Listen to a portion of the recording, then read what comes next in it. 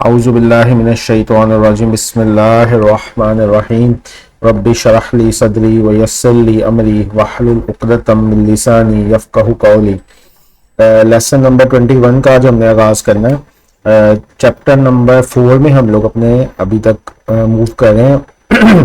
Chapter number 4 جس کا تعلق جو ہے وہ عمل بالمعروف و نہی عن المنکر سے، جو کہ سورۃ اثر کا تیسرا مضمون ہے۔ ٹھیک ہے، اس کا ایک لیسن سورۃ حج کی 73 سے 78 نمبر آیات ہم نے پڑھ لی ہوئی ہیں۔ آج ہم جس آیت مبارکہ کا ایک ہی آیت مبارکہ ہے اور لمبی ہے، تو جس کا مطالعہ کرنا چاہ رہے ہیں وہ سورۃ توبہ کی آیت نمبر 24 ہے۔ یہ ہمارے کورس میں ویسے بھی ریفرنس کے طور پہ بھی کافی دفعہ آ چکی ہے، لیکن یہ ایک آیت مبارکہ خود ہی اپنا مفہوم جو ہے کافی ڈیٹیل میں واضح کرتی ہے۔ یہ سیکنڈ لیسن ہو جائے گا ہمارا اس چیپٹر کا۔ سورۃ توبہ کی یہ جو آیت ہے 24، یہ 7 سے 24 نمبر آیات جو ہیں یہ 8 ہجری میں نازل ہوئی ہیں، جب فتح مکہ سے پہلے کا واقعہ ہے کہ جب صلح حدیبیہ ہو چکی تھی اور اس کے بعد صلح حدیبیہ کو کفار نے توڑ دیا تھا اور آپ صلی اللہ علیہ وسلم نے مکہ کی طرف جانے کا ارادہ کر لیا تھا۔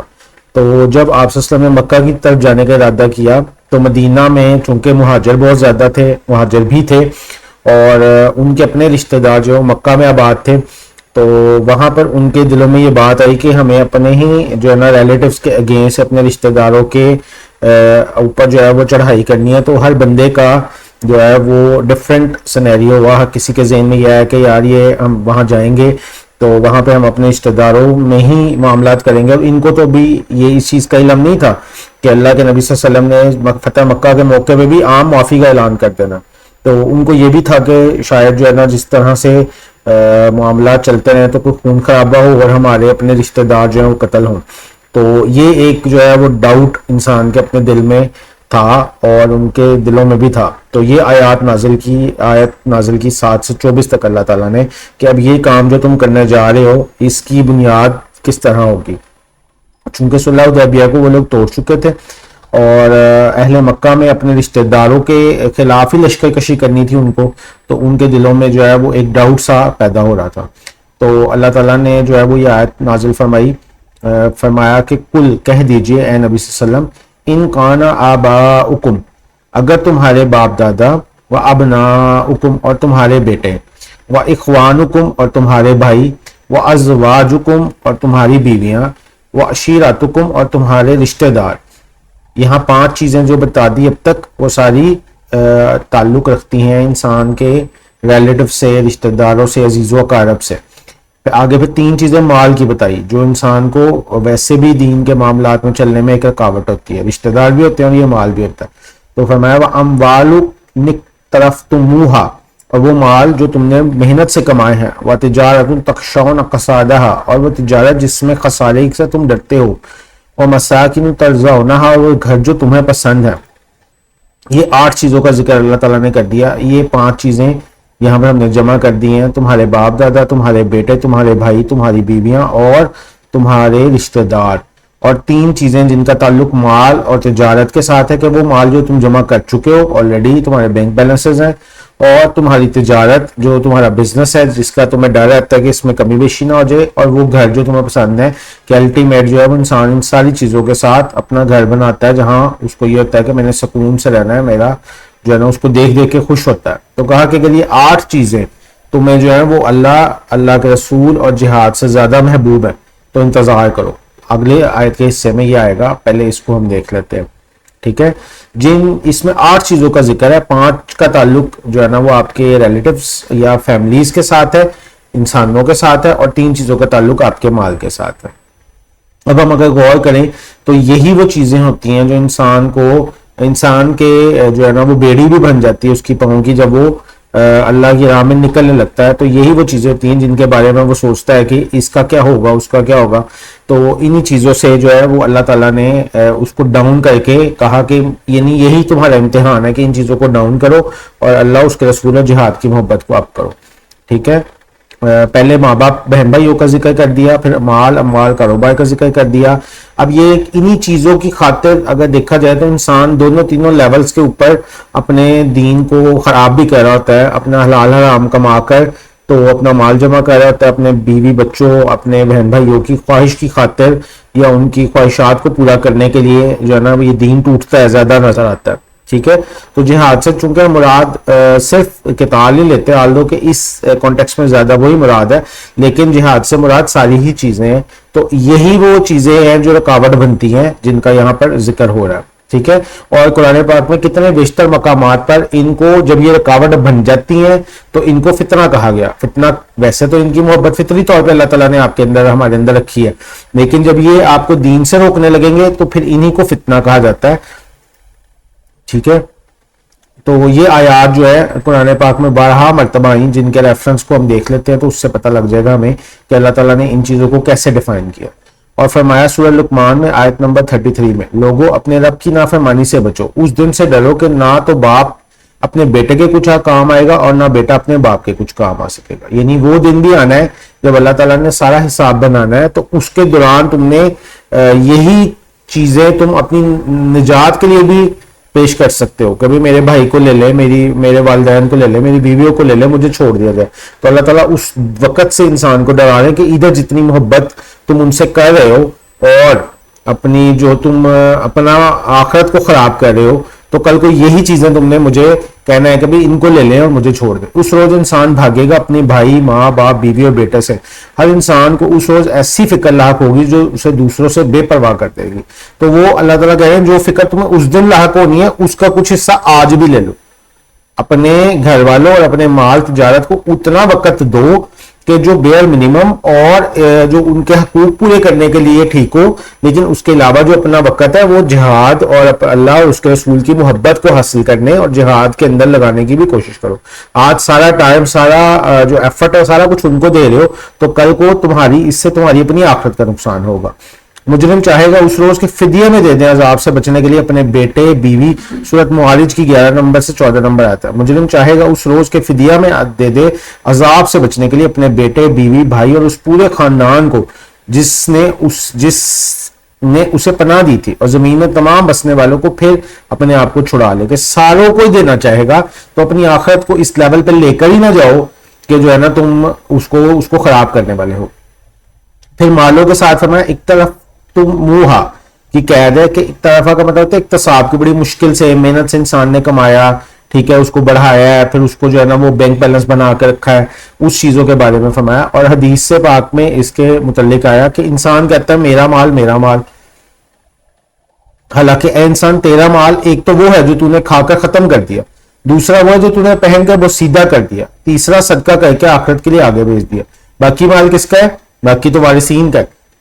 ٹھیک ہے, مال یعنی اللہ تعالیٰ بیسیکلی ان کی حقیقت آپ کے سامنے ہمارے سامنے قرآن پاک اور حدیث کی روشنی میں وہ چیز آ رہی ہے کہ اصل حقیقت کیا ہے.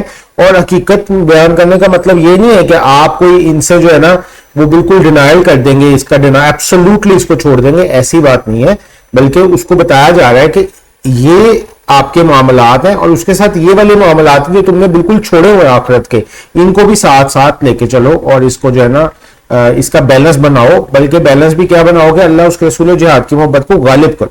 ٹھیک ہے, اسی طرح تجارت کے ساتھ تخشون و کسادہ کی قید کہ تاجر کو ہر وقت کساد زاری کا یا اپنے کاروبار کے ڈاؤن ہونے کا اندیشہ رہتا ہے.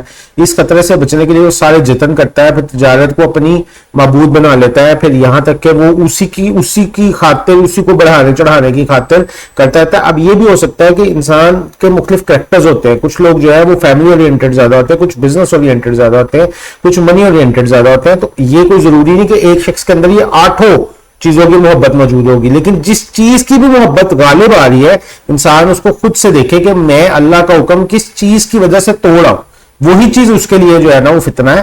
ہر چیز اس کے لیے فتنہ نہیں ہے, لیکن جس چیز کو وہ ڈومینیٹنگ طور پر اللہ کا حکم توڑ لیتا ہے تو وہ جو ہے وہ چیزیں اس کے اندر آ جاتی ہیں. ٹھیک ہے, پھر گھروں کے الفاظ آ گئے, گھروں کی سجاوٹ, اس کی حفاظت, گھروں میں سکون آرام تلاش کرنا. اور پھر یہاں اس کے گھر کا سکون آرام جو ہے وہ اکثر اوقات کیا مطلب ہمیشہ ہی جو ہے نا وہ آپ کے لیے ایک دقت بنے گا کہ میں باہر جاؤں گا, میں محنت کرنے جا رہا ہوں, میں اٹھ رہا ہوں, اپنے انوائرمنٹ کو ڈفرینٹ کر رہا ہوں, ڈیفیکلٹ کر رہا ہوں, باہر گرمی بھی ہوگی, سردی بھی ہوگی, موسم بھی ڈفرینٹ ہوگا, پھر جو ہے نا وہ ایکسپینس بھی ہوگا جب آپ کہیں کوئی معاملہ کریں گے, مال سب کچھ ساری چیزوں کا ایک کمپلیٹ پیکج نظر آتا ہے کہ جب بھی انسان نے جہاد یا اللہ اور اس کے رسول کی محبت کی خاطر نکلنا ہے یا کوئی ایفرٹ پٹ کرنی ہے تو اس کے اندر یہ ساری چیزیں رکاوٹیں بنیں گی. ٹھیک ہے.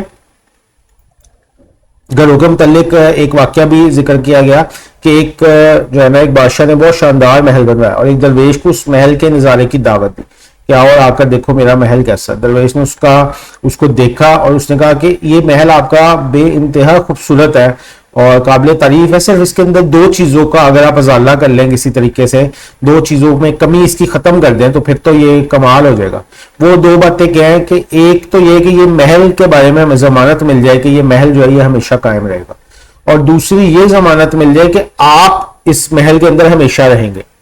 ان دو چیزوں کی اگر ضمانت مل جائے تو پھر یہ محل بھی بہت خوبصورت ہے اور آپ کے قابل جو ہے نا وہ آپ کے قابل بھی ہے کہ آپ اس میں رہیں اور اس کے اوپر بھرپور توجہ ہوتا ہے. لیکن یہ دو گارنٹیاں دنیا میں کسی بھی چیز کے متعلق ملتی نہیں ہے, اسی لیے اللہ تعالیٰ نے دنیا کو ہول اور یہاں اس آیت مبارکہ میں یہ 7-8 چیزوں کو جو ہے نا وہ پارشلی طور پہ ایکسپلین کر کے کہا ہے کہ بھئی یہ ان چیزوں کی طرف اتنا متوجہ نہ ہو جاؤ یا ان میں اتنا مشغول نہ ہو جاؤ کہ سب کچھ ہی بھول جاؤ. پرائرٹیز نا ان کو سیٹ کر لینا. ٹھیک ہے. احب الیکم, اگر تمہیں زیادہ محبوب ہے, من اللہ سے, و رسول ہی, اور اس کے رسول صلی اللہ علیہ وسلم سے, و جہاد فی سبیل ہی, اور اس کی راہ میں جہاد سے, فتربصوا, تو انتظار کرو, حتی یاتی اللہ بامرہ, یہاں تک کہ اللہ لے آئے اپنا فیصلہ, یعنی وقت کمپلیٹ ہو جائے تمہارا بھی اور جو ہے نا موت کا وقت آ جائے. واللہ لا یہدی القوم الفاسقین, اور اللہ ایسے نافرمانوں کو ہدایت نہیں دیتا. یہاں پر یہ 3 چیزوں کا ذکر اللہ تعالیٰ نے دوسرے سائیڈ پہ کر دیا, اللہ کی محبت, اللہ کے رسول کی محبت, جہاد کی محبت. ٹھیک ہے. یہ 3 چیزیں ایک پلڑے میں آپ نے رکھ دینی ہے اور باقی 5 چیزیں ایک پلڑے میں رکھ دینی ہے. وہ بھی آگے ایک سلائیڈ آ گئی, اس میں وہ ایکسپلین کرتے ہیں. اللہ اور اس کے رسول سے زیادہ محبوب ہونے کا معاملہ کیا ہے کہ کیسے پتہ لگے گا کہ زیادہ محبوب ہے. رشتہ دار جو ہے ان کا مطالبہ یہ ہوتا ہے کہ ہماری ضروریات کو پورا کیا جائے, ہماری خواہشات کو پورا کیا جائے, ہمارے لائف سٹائل کو بہتر کیا جائے. یہ کرنے کے لیے اگر یعنی ان کی اس خواہش کو یا ان ضروریات کو پورا کرنے کے لیے انسان اگر ان تینوں چیزوں کو بالکل اگنور کر دیتا ہے, اللہ اس کے رسول اور جہاد کو, یا ان کے اگینسٹ جانے لگ پڑتا ہے پارشلی طور پر, تو یہ وہ چیز ہے کہ اس کا مطلب ہے کہ رشتہ داروں کی محبت کو اس نے غالب کر دیا. اگر وہ ان چیزوں کے اندر ہے تو کوئی مسئلے کی بات نہیں ہے. اور یہ چیزیں قرآن پاک کے دوسرے مقامات پر یہ بھی بات ہوتی ہے کہ بھئی ان کے اوپر خرچ کرنا بھی دین کا ایک عمل ہے. والدین کے اوپر, اپنے عزیز و اقارب کے اوپر, بیوی بچوں کے اوپر خرچ کرنا پسندیدہ بھی ہے اور مطلوب بھی ہے. لیکن اس پوائنٹ کو باریکی کو سمجھیں کہ ٹوٹلی اس طرف لگ جانا کہ دوسرا کوئی مقصد ہی باقی نہ رہے, جیسے ہم نے لاسٹ لیکچر میں بھی نصب لائیں گے پرپس کی بات کی تھی.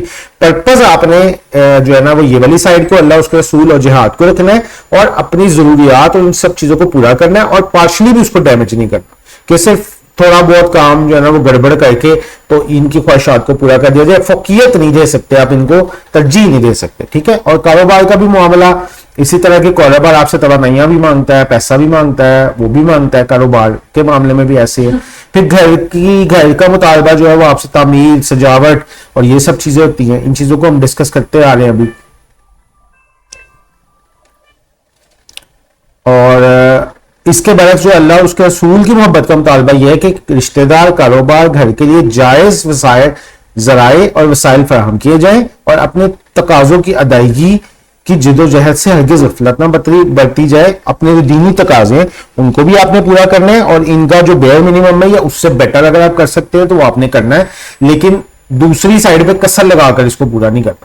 ٹھیک ہے. یہ وہ سلائیڈ آ جاتی ہے. یہ اگر ترازو آپ کا اس صورتحال میں ہے تو یہ ٹھیک ہے, یہ بیلنسڈ ہے, اللہ تعالیٰ کی آیت مبارکہ کے مطابق ہے. اگر یہ دوسری صورت میں ہے, یہ چیزیں ڈومینیٹ کر رہی ہیں, رشتہ داریاں, تجارت, مال, اسباب, تو پھر جو ہے وہ گڑبڑ ہے اور آپ کو اچھی خاصی جو ہے وہ امپروومنٹ کی, یا ہمیں اچھی خاصی امپروومنٹ کی اس کے اندر ضرورت ہے. ٹھیک ہے. اللہ کی محبت کے بارے میں اب تھوڑا سا ڈسکس کر لیتے. 3 محبتوں کا ذکر ہو, اللہ کی محبت, اللہ کے رسول کی محبت اور جہاد کی محبت. تو اب ذرا دیکھ لیں کہ اس کے تقاضے کیا ہیں کہ جب کون سا شخص ایسا ہوگا جو یہ کہا جائے گا کہ اللہ سے محبت رکھتا ہے. سب سے پہلے محبت کا آپ نے فوقیت کو سمجھنا ہے کہ فوقیت ہم کس کو دے رہے ہیں. ٹھیک ہے, اور محبتیں جو ہے وہ ساری بیک وقت ہی انسان کے اندر موجود ہوتی ہیں. ایسی بات نہیں ہے کہ اس کے دل کے اندر ایک محبت ہے تو دوسری موجود نہیں ہے, پر فوقیت اس سے پتہ لگتی ہے کہ وہ کس چیز کو کس چیز کے لیے قربان کرتا ہے. ٹھیک ہے, اب اللہ تعالیٰ نے جو ہے ہماری اندر ہی فطری طور پر یا طبعی طور پر جو ہے نا وہ اپنے رشتہ دار, بیوی بچوں اور والدین اور گھروں کی ان چیزوں کی محبت رکھی ہے. چنانچہ قرآن پاک کی سورۃ آل عمران کی آیت نمبر 14 میں آتا ہے کہ مزین کر دی گئی ہے لوگوں کے لیے خواہشات کی محبت, یعنی عورتوں, بیٹوں, سونے اور چاندی کے بڑے بڑے ذخیروں, اعلیٰ نسل کے گھوڑوں, مویشیوں اور کھیتوں کی محبت. آگے اللہ تعالیٰ بات کو کمپلیٹ کر رہا ہے, مگر یہ سب دنیا کا سامان ہے اور اللہ کے پاس بہت عمدہ ٹھکانہ ہے. یعنی یہی مضمون تقریباً پورا کا پورا اس آیت میں آیا ہے. جب آخرت میں کہا گیا کہ بہت اچھا ٹھکانہ ہے, تو وہ آخرت حاصل کرنے کا طریقہ اللہ, اس کے رسول کی اور جہاد کی فی سبیل اللہ کی محبت ہی ہے. اور ان سب چیزوں کو دنیا کے لیول پہ لے کے چلو. ایک حدیث مبارکہ جو میرے ذہن میں بھی اس ٹائم آ رہی ہے کہ آپ صلی اللہ علیہ وسلم نے فرمایا کہ دنیا اور آخرت کی مثال ایسے ہے کہ جیسے ایک بہت بڑا سمندر ہے اور ایک انسان جو ہے وہ اس میں اپنی فنگر کو ڈپ کرتا ہے, اور جب وہ باہر نکالتا ہے تو اس کی انگلی کے اوپر جتنا پانی آیا ہے نا وہ دنیا کے مترادف ہے, اور جو سمندر ہے وہ آخرت کے مترادف ہے. تو انسان دیکھ لے کہ مجھے ادھر کتنا وقت گزارنا ہے اور آخرت میں کتنا وقت گزارنا ہے, تو ان کی پرائرٹی سیٹ کر کے وہ اپنا جو ہے وہ ٹائم بھی اسی حساب سے اپنا ڈیوائڈ کرے کہ میرا ٹائم کتنا ہونا چاہیے, میری انرجی کتنی یہاں لگنی چاہیے, میرے مال اسباب کتنے یہاں لگنے چاہیے. اس چیزوں کا جو ہے بیلنس کرنے کا ہی آیت مبارکہ میں بتایا جا رہا ہے. بیلنس کا مطلب ایکول نہیں ہے, بیلنس کا مطلب ہے کہ کس چیز کی کتنی پرائرٹی بنتی ہے. ایک تو طبعی طور پہ یہ محبتیں انسان کے اندر رکھ دی گئی. ٹھیک ہے, پھر فطری محبت انسان کے اندر یہ موجود ہوتی ہے کہ وہ اپنا جو بھی اس کا محسن ہوتا ہے, جس کو وہ سمجھتا ہے کہ اس نے میرے اوپر احسان کیا, وہ اس کا مشکور ہوتا ہے, اس سے محبت کرتا ہے. ٹھیک ہے, اور پھر انسان کے اندر ایک روح موجود ہے جو کہ ویسے ہی اللہ کی طرف جو ہے نا وہ اٹریکٹڈ ہے, اللہ کا حکم ہے تو وہ اللہ کی طرف اللہ تعالیٰ سے ہی کنیکٹ ہونا چاہتی ہے. ٹھیک ہے, اب بات یہ کہ یہ سب چیزوں کا فینومینا ایسے ہے کہ اگر تو انسان ان چیزوں کو مقدم کر لے گا تو پھر ٹھیک ہے, ورنہ کیا ہوگا کہ انسان پھر اپنے آپ کو اگر یہ روحانی اور یہ اللہ کی محبت رسول کی محبت سے اگر خالی کر لے گا تو آٹومیٹیکلی پھر سمجھ لیں کہ وہ اس کا کسی نہ کسی طرف تو اس کے دل میں لگنا ہے نا, پھر وہ ان میٹیریلز کے ساتھ ان چیزوں کے ساتھ اپنی محبت کو افیلیٹ کر لے گا اور زیادہ وقت اسی چیز میں گزارے گا, میٹیریل سے اپنے دل کو بننے کی کوشش کرے گا. جیسے ایک حدیث مبارکہ ہے نا کہ تو اپنے نفس کو جو ہے وہ اچھے اور نیکی کے کام میں جو ہے وہ کر لے, مشغول کر لے, ورنہ پھر یہ تجھے جو ہے یہ برائی کے کام میں مشغول کر دے گا. تو انسان کا نفس, دل جو ہے یہ خالی پوزیشن پہ نہیں جاتے, دماغ بھی یہ خالی حالات میں نہیں جاتے. تو اگر تو آپ اس کو پوزیٹو اور اچھی محبت کے ساتھ بھر لیں گے تو پھر یہ آپ کو فائدہ بھی دے گا, اور اگر آپ اس چیز کو نہیں ایکسپٹ کرتے تو پھر یہ میٹیریل, یہ دنیا, یہ سب چیزوں میں پھر خود بخود ہی داخل ہونا ہے, اس اسپیس کو فل کرنے کے لیے انہوں نے ہی آنا ہے. اور یہ بات بھی آپ کبھی اپنے مشاہدے میں آپ کے آئے ہوگا, یا آپ اس کو غور کریں کہ جب آپ ان محبتوں کو, اللہ کی محبت کو, رسول صلی اللہ علیہ وسلم کی محبت کو اپنے دل میں ڈالتے ہیں تو آپ کو آٹومیٹیکلی کیا ہوتا ہے کہ میٹیریل سے لیس ایفیلیشن فیل ہونی شروع ہو جاتی ہے, آپ اس کی طرف کم اٹریکٹ ہونا شروع ہو جاتے ہیں. جو ایک آپ نے اس کو پورا زندگی کا مقصد بنایا ہوتا ہے وہ ختم ہونے لگ جاتا ہے. اس کی وجہ یہ ہوتی ہے کہ ایک اچھی چیز نے جو ہے نا وہ اس کی جگہ لے لی ہے اور اپنی جگہ لے لی, جس کا آپ کو آخرت میں بھی فائدہ ہونا ہے. لیکن اگر یہ محبتیں موجود نہیں ہوں گی تو پھر میٹیریل ہی پوری جو ہے نا آپ کا پرپز اور سب کچھ اچیومنٹ بن جائے گا, اور پھر اس کا فائدہ دنیا میں تو ظاہری طور پہ ہو سکتا ہے لیکن آخرت میں تو پھر سارا اس کا نقصان ہی ہوگا. ٹھیک ہے, پھر آگے سورہ بقرہ کی آیت نمبر 165 میں فرمایا, اور بعض لوگ ایسے ہیں جو غیر اللہ کو, اللہ کے علاوہ کوئی بھی چیز جو ہے وہ غیر اللہ میں آتی ہے, اللہ کا شریک بناتے ہیں اور ان سے ایسی محبت کرتے ہیں جیسی محبت اللہ سے کرنی چاہیے. اس کے برعکس اہل ایمان کا معاملہ یہ ہے کہ اس کا سورہ بقرہ 165 میں فرمایا, اور جو ایمان ہے وہ اللہ کی محبت میں بہت پکے ہوتے ہیں. ٹھیک ہے, اللہ کے محبوب بندوں کی صفات میں اولین یہ ہے کہ وہ اللہ سے محبت کرتے ہیں. سورۃ مائدہ 54 آیت نمبر فرمایا, اے ایمان والو, اگر کوئی تم میں سے اپنے دین سے پھر گیا تو اللہ ایسے لوگ پیدا کرے گا جن سے وہ محبت کرے گا وہ اس سے محبت کریں گے، اور جو مومنوں کے حق میں نرم ہوں گے اور کافروں پر سخت ہوں گے، اللہ کی راہ میں جہاد کریں گے، کسی ملامت کرنے والی کی ملامت سے نہ ڈریں گے۔ اللہ کی عبادت سے مراد یہ ہے کہ حافظ ابن قیم فرماتے ہیں کہ عبادت دو چیزوں کو جمع کرتی ہے، محبت قلب کی محبت اور اطاعت کلی، اللہ سے محبت بھی کرنی ہے اور اطاعت بھی مکمل پوری کی پوری فل کرنے کا نام محبت ہے۔ اللہ کی محبت کے بارے میں ایک شعر جو ہے یہ بھی اس چیز کو اچھا ایکسپلین کر دیتا ہے، شوق تیرا اگر نہ ہو میری نماز کا امام، میرا قیام بھی حجاب میرا سجود بھی حجاب، عقل و دل و نگاہ کا مرشد اولین ہے عشق، عشق نہ ہو تو شرع و دین بتقد تصورات۔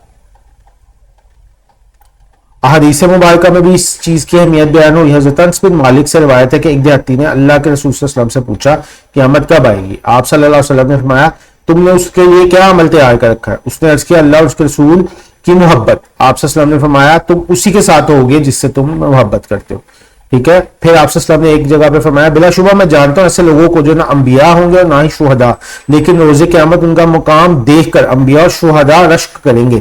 یہ وہ لوگ ہوں گے جو اللہ سے محبت کرتے ہیں، خلق خدا میں اللہ کی محبت پیدا کرتے ہیں اور انہیں اللہ کی اطاعت کا حکم دیتے ہیں۔ پھر جب وہ اس اللہ کی اطاعت کرتے ہیں تو وہ بھی ان سے، اللہ بھی ان سے محبت کرتا ہے، یعنی اللہ کی محبت خود بھی کرنا اور پیدا کرنا یا بات کرنا جس سے کہ کسی کے دل میں اللہ کی محبت پیدا ہو، یہ بہت اونچا مقام۔ پھر آپ صلی اللہ علیہ وسلم کی محبت کے بارے میں آگے ذکر آ گیا کہ دوسرا فرمایا کہ اللہ کے نبی کی محبت کیجئے۔ آپ صلی اللہ علیہ وسلم کی محبت اللہ کی محبت کا ہی لازمی نتیجہ ہے، چنانچہ سورۃ آل عمران میں فرمایا اے نبی صلی اللہ علیہ وسلم کہہ دیجئے کہ اگر تم اللہ سے محبت کرتے ہو تو میری اتباع کرو، اللہ بھی تم سے محبت کرے گا اور تمہارے گناہوں کو معاف فرما دے گا۔ اتباع کے معنی اطاعت پلس محبت، وہی چیز ہے کہ محبت بھی کرنی ہے، جذباتی وابستگی بھی رکھنی ہے اور بات بھی ماننی، ٹھیک ہے۔ پھر اللہ کے نبی صلی اللہ علیہ وسلم کی اتباع کرنے میں سب سے بڑا جو ان کا مشن تھا وہ یہی تھا کہ جو ہے نا اللہ کے نظام کو قائم کیا جائے، لوگوں کو آگ سے بچایا جائے اور ظلم کا نظام جو ختم کیا جائے۔ تو یہ اس طرف کو قدم اٹھانا جو ہے وہ بھی اتباع سنت میں جو آپ صلی اللہ علیہ وسلم کی سب سے بڑی سنت، ٹھیک ہے۔ نبی کریم صلی اللہ علیہ وسلم سے محبت کسی شخص کے مومن ہونے کی دلیل ہے۔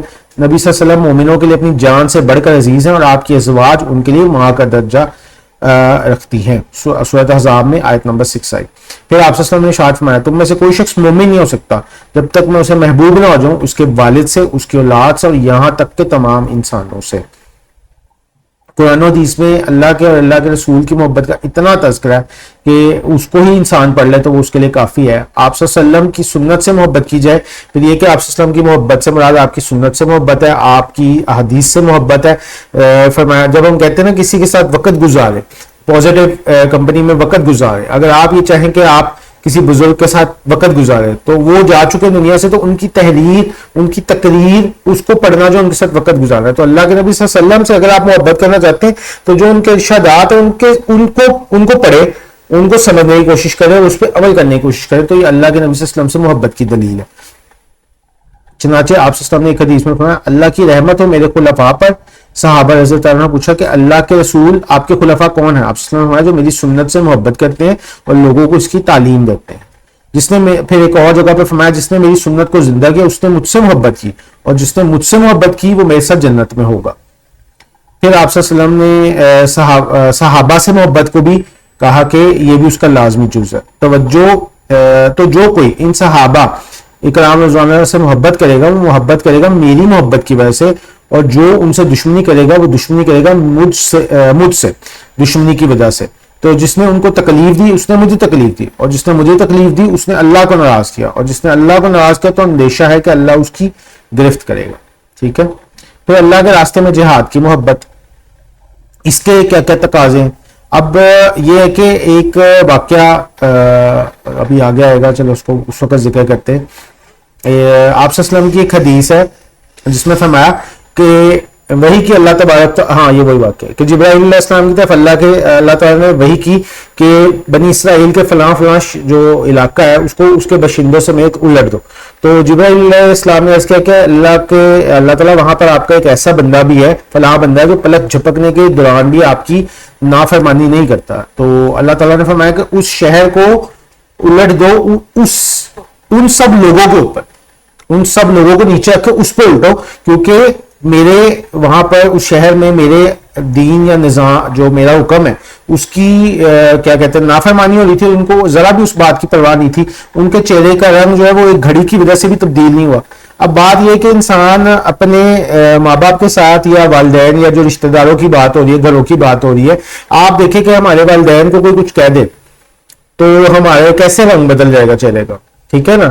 اسی طرح ہمارے گھر کے بارے میں کوئی بات کر دیتا ہم فوراً ڈیفینڈ کرنے کے لیے بھاگے بھاگے سارے کام چھوڑ کے آ جائیں گے. ایک مثال بیان کیا کرتے تھے، ایک شخص کے ایک دکان پہ ایک بندہ بیٹھا تھا، اس کو کسی نے آگے کہا کہ وہ فلاں سڑک پہ نا ایک ایکسیڈنٹ ہو گیا ہے، دیکھو کوئی بچہ جو ہے نا 18-20 سال کا وہ زخمی ہے. اس آدمی کا اچھا چلو ٹھیک ہے دیکھتے ہیں، کوئی لوگ اور بھی تو ہوں گے وہ ہیلپ کر دیں گے. اب دوسرا بندہ ہے، اس نے کہا کہ وہ تمہارا بیٹا.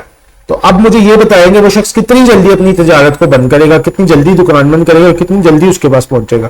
تو اس بات سے اندازہ لگا لیں کہ ہمیں اپنی ہمارے جو رشتہ دار ہیں، ہمارے گھر ہے اور ہمارے جو تجارت ہے اس کے متعلق ہم کتنے کنسرن ہیں، کتنی کنسرن ہے. تو کیا اللہ کے دین کے متعلق بھی اتنے کنسرن ہے کہ اللہ کا دین جو ہے وہ جگہ جگہ پہ جو ہے نا اس کا کوئی پرسان حال نہیں ہے، تو ہمارے جو ہے وہ ہماری تو کوئی چیز میں کمی نہیں آتی، ہم تو اپنے کاموں میں جاری رہتے ہیں. اس سے ہی اندازہ لگا لیں یا اسی طرح ہی اس کو کمپیریزن کریں کہ میں اپنے بچے کے لیے کتنا کنسرن ہوں اور میں دین کے لیے کتنا کنسرن ہوں، میں اپنے پیرنٹس کے لیے کتنا کنسرن ہوں اور میں دین کے لیے کتنا کنسرن ہوں. ٹھیک ہے، جو اللہ کے راستے میں جہاد ہے اس کی بات ہوگی.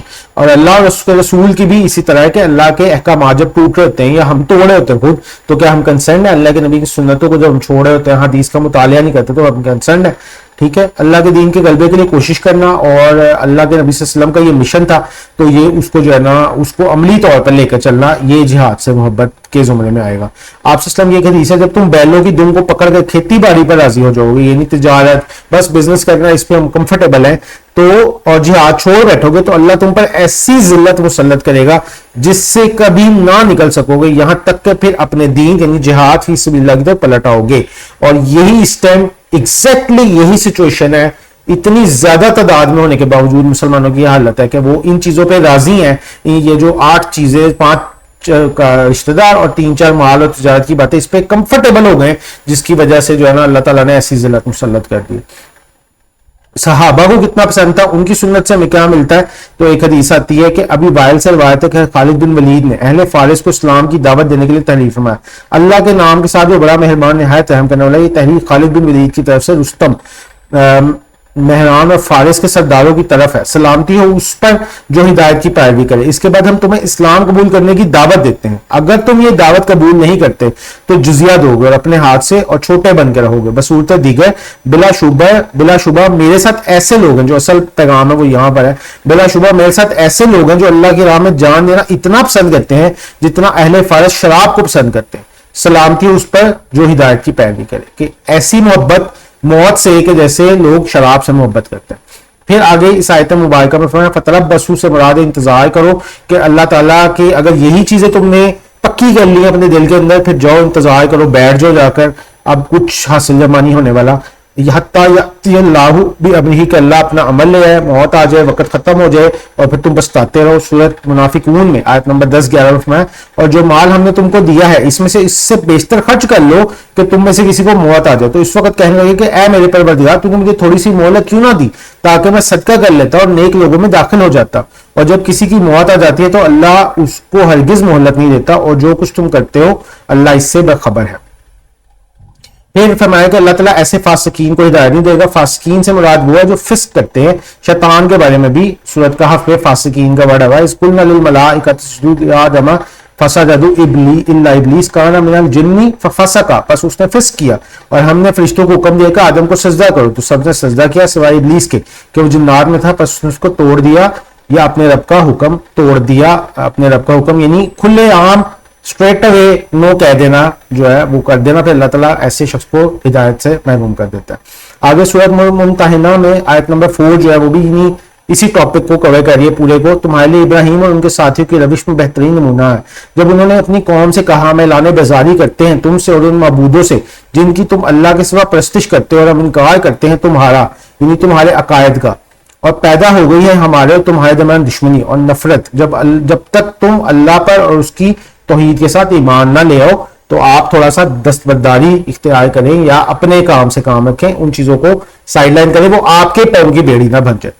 پھر سورۃ توبہ میں فرمایا کیا تم نے سمجھ رکھا ہے کہ تم چھوڑ دیے جاؤ گے, اور ابھی تو اللہ نے ایسے لوگوں کو ظاہر کیا ہی نہیں جنہوں نے تم میں سے جہاد کیا, اور اللہ اس کے رسول اور مومنوں کے سوا کسی کو ولی یا دوست نہیں بنایا, اور اللہ جانتا ہے جو کچھ تم کر رہے ہو. حرف آخر ان سب چیزوں کو انالیسز ہم نے خود اپنا کرنا ہے کہ ہم کہاں سٹینڈ کر رہے ہیں اور اس کو کیسے امپروو کرنا ہے. اللہ اور اس کے رسول کے احکامات بہت واضح ہیں, ایک ایک آیت میں پوری حکمت ہے. تو